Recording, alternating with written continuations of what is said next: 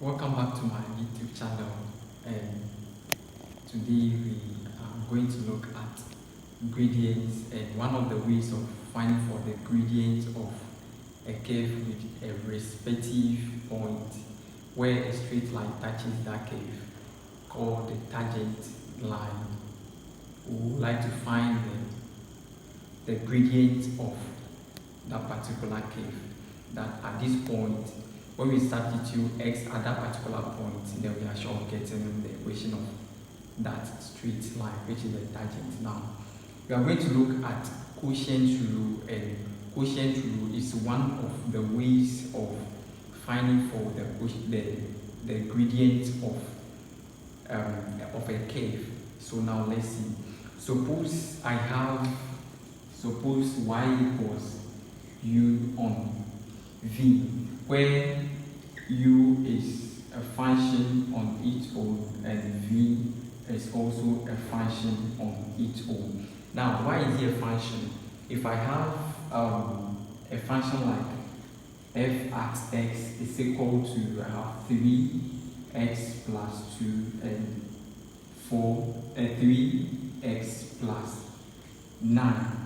In comparing this, I will say that 3x plus 2 can be a function as I have over here, x, u at x, and also v at x should be also equal to 3x plus 9. So we can say that this qualifies to be a function and this also to be a function. Now, if I have y equals my u on v, I'm aiming at getting a gradient. So I introduce a change in y, a change in u, and a change in v. So I have a change in y plus y should give me a change in u plus u, all over a change in v plus v. I've not changed the same things. I've not changed anything. What I introduced actually over here is that I introduced a change in their respective functions. We said u is a function, this is a function, and y is seen to be a mother function of the two functions. Now let's see. I want to make a change in y the subject. So what do? I have this. I have a change in y plus should be equal to a change in my u plus u all over a change in v plus my v minus y. So this, now I have made a change in y the subject, but we know that y from the beginning we said it should be u over v. So when we see y, we put u on v over there. Now let's see. So when we substitute y, we substitute v and u on v at the place of y, then we have u on v. So now let's see, my LCM over here is the product of the two denominators, which is a change in v plus v multiplies v. These two things becomes my denominators or my LCM. So I have a change in y should be equal to, so my LCM is a change in v plus a change in plus v multiplied by v. Then I have this. This becomes my LCM. Now this goes into this. I have v times this should give me v multiplies a change in u plus u minus v goes into this times. So this time this will give me u multiply a change in v plus v. Now let's go ahead and expand and see what we are getting. So I have a change in y which is equal to, when I expand this, I'm getting v change in u plus v u minus this and this is giving me u, change in v plus u minus u v all over. When I expand this, I'm getting v change in v plus v squared.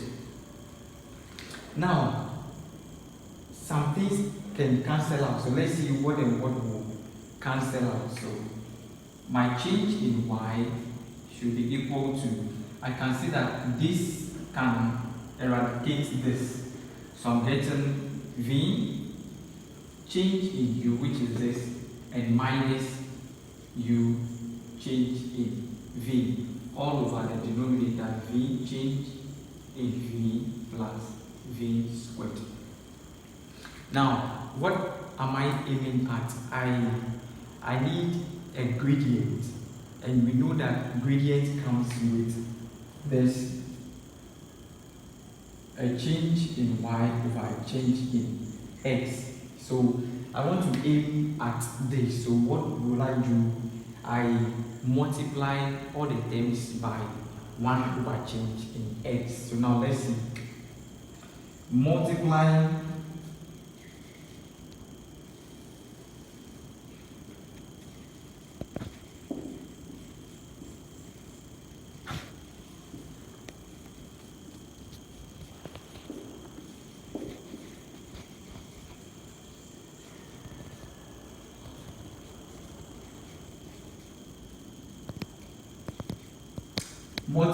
all the terms by 1 over change in x. Now, I have 2 terms over here for now. Until when I split this, I'm getting 3 terms. I have 2 terms over here. This is a term, and I take this also as another term. Or when I split this, then I'm getting 3 terms. So I multiply each term by 1 over change in x. So when I do that, I'm getting 1 on change in x times change in y should give me 1 on change in x multiplying the whole thing over here, which is v change in u minus u change in v all over v change in v plus v squared. So now let's expand and see. So we have this multiplies to 1, giving us change in y over change in x. Then this equal to, now I can still write this as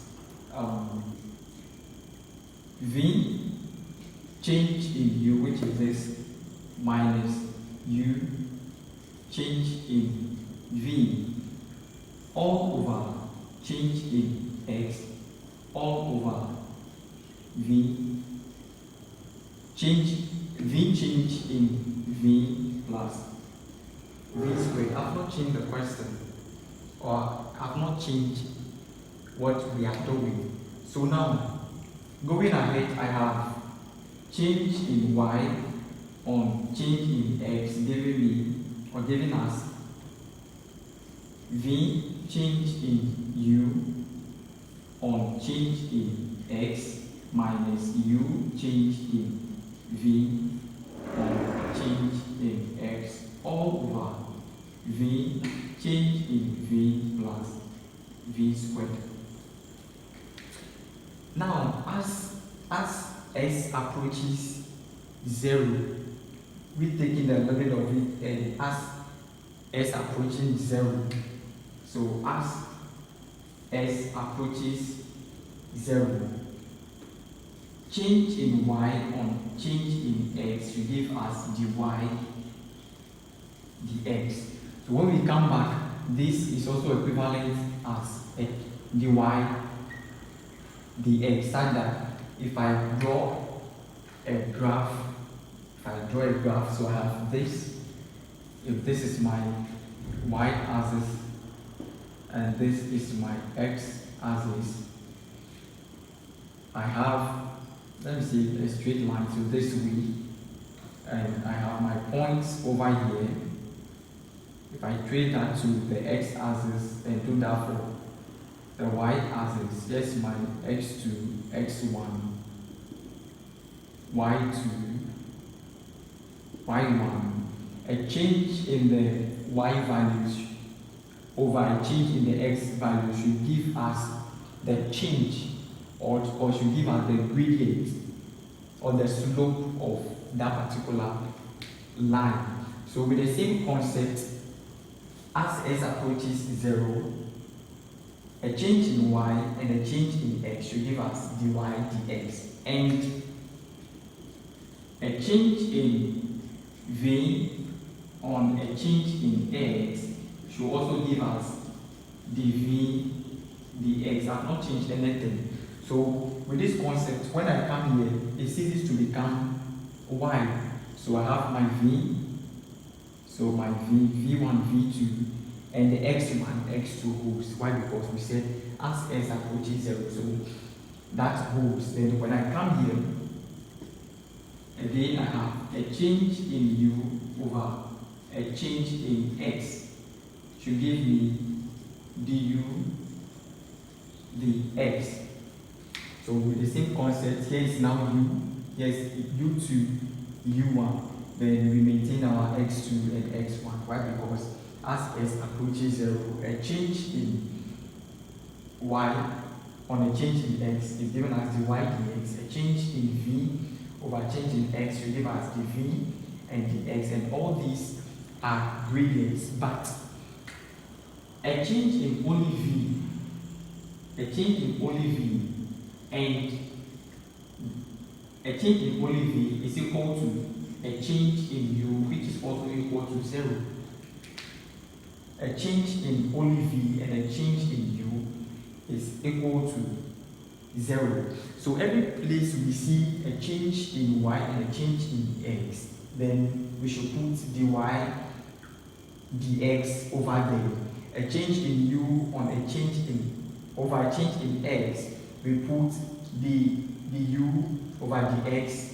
A change in v and a change in x over there, we put the du and dx. When we see a change in v without a change in x at that particular point, we put 0. And also when we see a change in u without any change in x, it means equals 0, because as x approaches 0, we are getting our gradients to be this. So when we come back to this, I have a change in y and a change in x, and I'm going to substitute that with dy dx. So from here, I will say dy dx should be equal to, now I have my v, if I have a change in u and over a change in x, which we define over here to be du.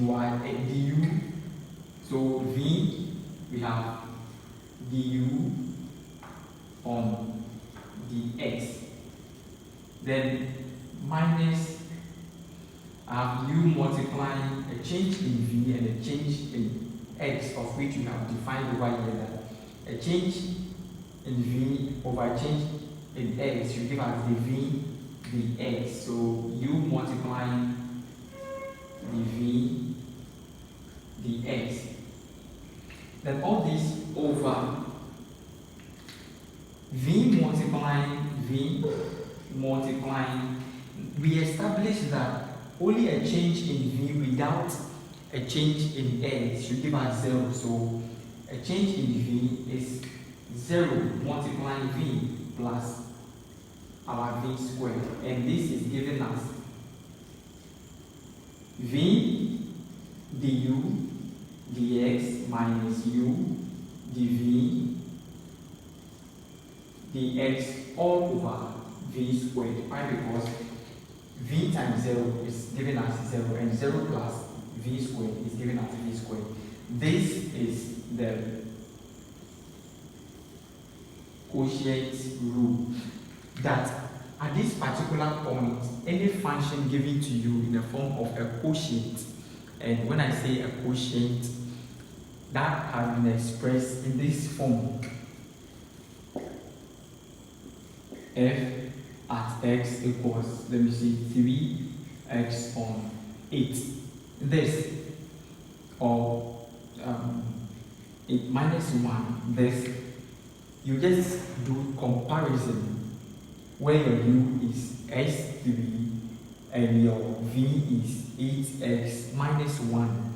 When you interchange them, you will not get the particular point or the exact place at where the tangent has touched the curve, or the tangent and the curve where they have actually met. You will not get that particular point, but we know that a tangent is a straight line that touches a curve at a point, not 2 points, at a point.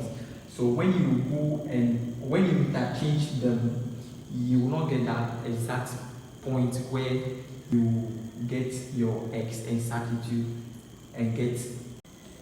So we have proved for the quotient rule, and we said it is also a means of finding the gradient of a curve, finding the equation of a tangent with respect to the particular point that the line which is the tangent and the curve has actually met. So we have different ways of finding the gradient, but this is also a way of finding the equation of a gradient with using the quotient rule. But in my next video, we'll solve examples using the quotient rule, and further if we get other means of finding the gradient of the tangent or the normal, then we know what to do. Don't forget to subscribe to my YouTube channel, like and drop your comment. See you in my next video.